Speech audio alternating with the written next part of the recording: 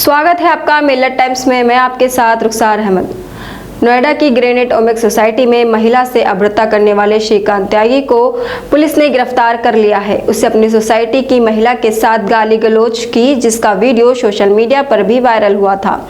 उस पर नोएडा पुलिस ने 25,000 का इनाम रखा था। गिरफ्तारी से पहले ओमेक्स सोसाइटी में बीजेपी नेता श्रीकांत त्यागी के अवैध कब्जे पर प्रशासन ने बुलडोजर चला दिया था। दरअसल श्रीकांत और उसके साथियों को पुलिस ने मेरठ से गिरफ्तार किया है। पुलिस को श्रीकांत की लोकेशन उसकी पत्नी के फोन से मिली है। नोएडा के कमिश्नर आलोक सिंह ने कहा, आज शाम को श्रीकांत त्यागी सूरजपुर कोर्ट में पेश किया जाएगा। उस पर गैंगस्टर एक्ट लगेगा। संपत्ति श्रीकांत ने मेरठ में अपने रिश्तेदार के यहाँ शरण ली थी। सोमवार रात में श्रीकांत ने अपनी पत्नी अनु त्यागी को कॉल किया। पुलिस को यही से बड़ी लीड मिली।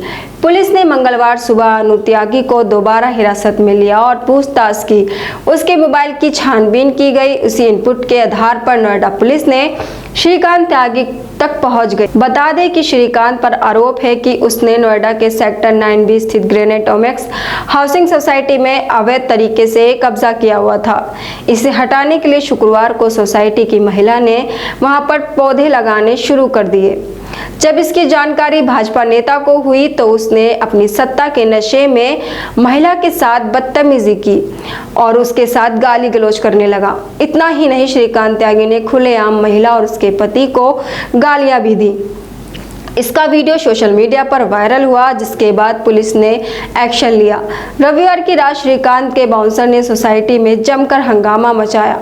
इसके बाद सोमवार को श्रीकांत के अवैध निर्माण को बुलडोजर से ढा दिया गया। आप हमारी इस वीडियो के बारे में क्या राय रखते हैं, कमेंट बॉक्स में जरूर बताएं। मिलत टाइम्स को आपकी जरूरत है, हमारी आप माली मदद करें।